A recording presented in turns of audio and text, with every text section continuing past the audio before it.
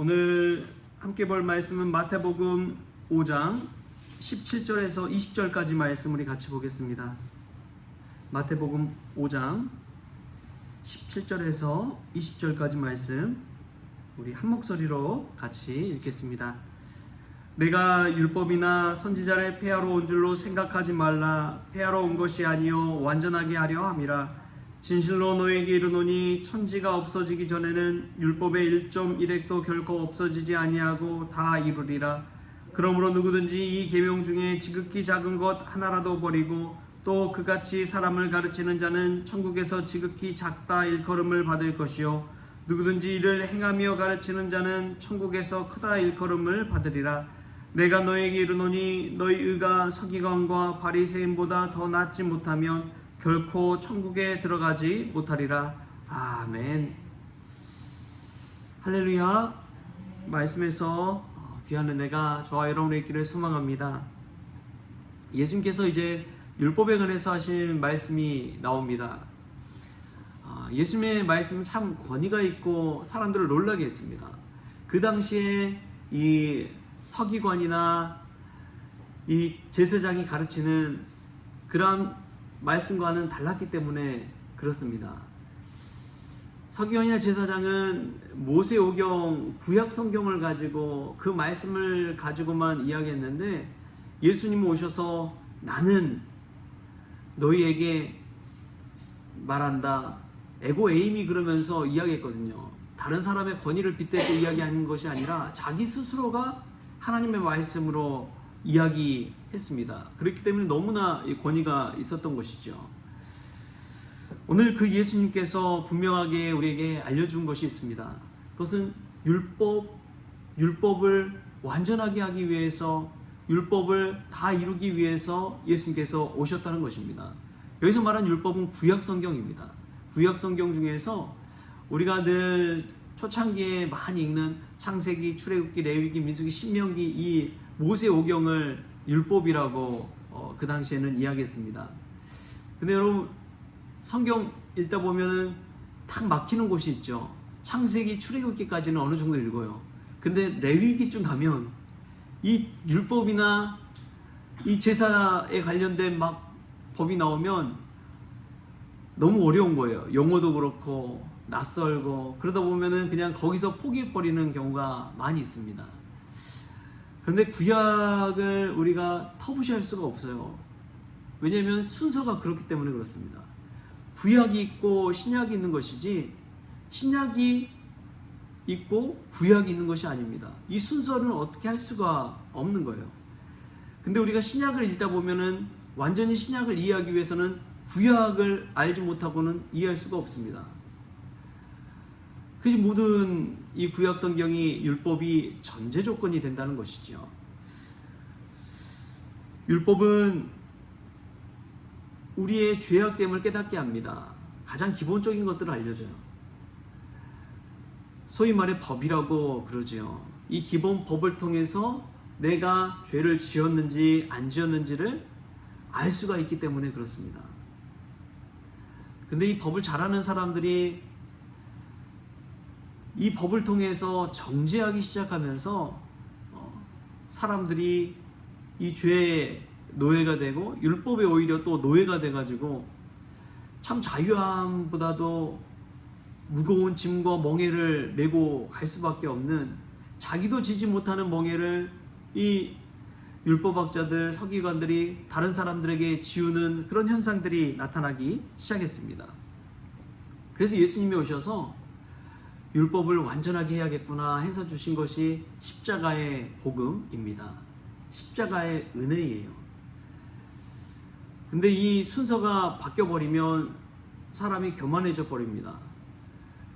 하나님의 말씀 기본적인 것을 알지 못한 채 하나님의 은혜와 사랑만을 이야기한다면 그 사람은 구원파 쪽으로 가버립니다. 아무렇게나 살아도 하나님께서 나를 구원해 주시고 내게 은혜 베풀어 주시고 나를 사랑해 주실 것이다 착각해 버리는 거예요.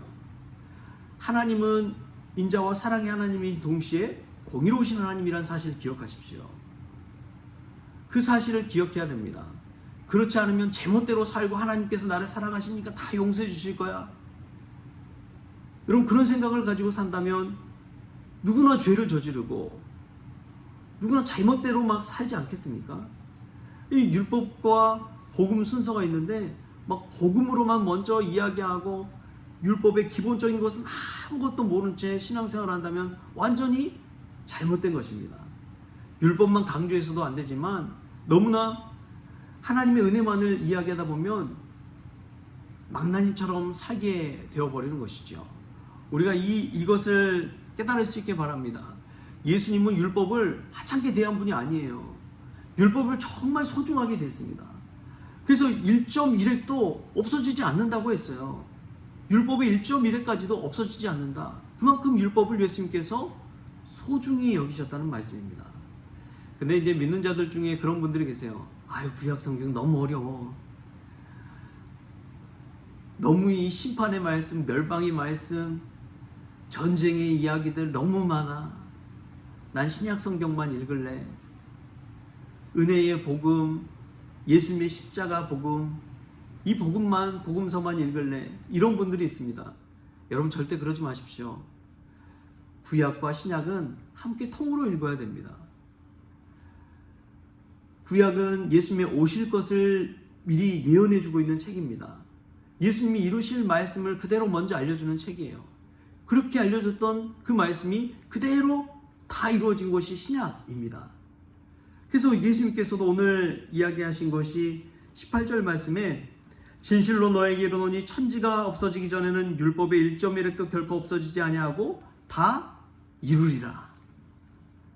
다 이루리라. 예수님이 이 땅에 오신 목적은 율법을 다 이루기 위해 오신 줄 믿습니다.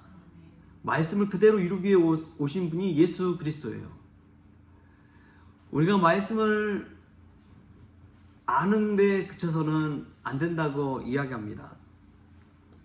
그래서 이 계명 중에 자신이 아는 거 조금 가르치고 한 사람은 천국에서 지극히 작다 일컬음을 받고 이 말씀을 그대로 실천하면서 실행하면서 사는 사람은 천국에서 큰 자로 일컬음을 받는다고 예수님께서 말씀하셨습니다. 유대인 탈무드에 보니까 그런 이야기가 나와요. 학자와 당나귀는 같다. 학자와 당나귀는 같다. 여러분 이게 무슨 말인지 아십니까? 학자들이 참 좋아하는 것이 있어요. 여기서 이제 사실 이 학자를 목사로도 바꿀 수 있습니다. 목사와 때로는 당나귀가 같다. 여러분 목사님들 방에 가면 뭐가 많아요? 책이 많죠. 제 방에도 가면 책이 많습니다. 근데 이 유대인 이 탈무드를 읽는데 마음에 찔림을 받더라고요. 왜 학자, 목사와 당나귀가 같느냐? 당나귀는 수레에 책을 가득 싣고 끌고 간다. 근데 그 모습이 목사와 학자와 같다. 책은 많이 있지만 그 책의 의미도 깨닫지 못한 채 그냥 책만 무겁게 짊어지고 간다는 거예요. 그 이야기를 읽는데 마음에 찔림이 되더라고요. 책 가지는 걸 좋아하지 그 책에 관한 진리의 말씀, 은혜의 말씀들 내가 살면서 실천하며 살지는 않는다는 것입니다. 여러분 우리는 어떻습니까? 성경 지식은 있지만 성경 말씀 그대로 삶 속에서 살아가고 있습니까? 당나귀처럼 내가 정말 아는 것에 그치고 가지고 있는 것에 그치며 만족해하며 살아가고 있지는 않습니까? 예수님은 오늘 율법을 너에게 알려주러 온 것이 아니라 율법을 다 이루기 위해 오셨다고 하셨습니다. 우리의 믿음의 목적이, 신앙의 목적이 이 하나님의 말씀 그대로 실천하며 살아가는 데 있기를 소망합니다. 또 보면은 예수님은 이 율법 말씀을 이루는 기준이 참 높으셨습니다. 20절에 이렇게 이야기해요. 내가 너희에게 이르노니 너희 의가 서기관과 바리새인보다 더 낫지 못하면 결코 천국에 들어가지 못하리라. 여기서 말하는 너희는 예수님을 따르는 제자들입니다. 예수님 믿는 사람들, 저와 여러분이 여기 너희에 해당되는 사람들이에요. 근데 너희 의가 서기관과 바리새인보다 더 낫지 못하면 천국에 들어가지 못한다고 예수님께서 말씀하셨습니다. 그 당시 서기관과 바리새인은요, 우리가 무시할 존재가 아니에요. 그분들 대단한 분들입니다. 서기관과 바리새인들처럼 철저하게 하나님 믿는 사람들이 없었어요. 철저하게 하나님 말씀을 연구한 사람들이 없었습니다. 성경 공부한 사람들이 이보다 더한 사람들이 그 당시에 없었어요. 그들은 지식인이었고 많이 아는 사람들이었습니다. 그들이 말하는 것 자체가 이 글도 모르는 사람들, 그 당시 사람들에게는 하나님의 말씀처럼 법과 같은 거였어요.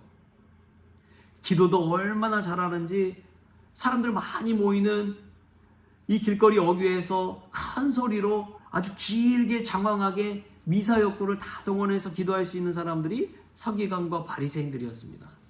근데 그들보다 낫지 못하면 걸닦고 천국에 들어가지 못한다. 예수님은 우리에게, 또 예수님은 제자들에게 믿음의 기준을 높게 잡으라는 거예요.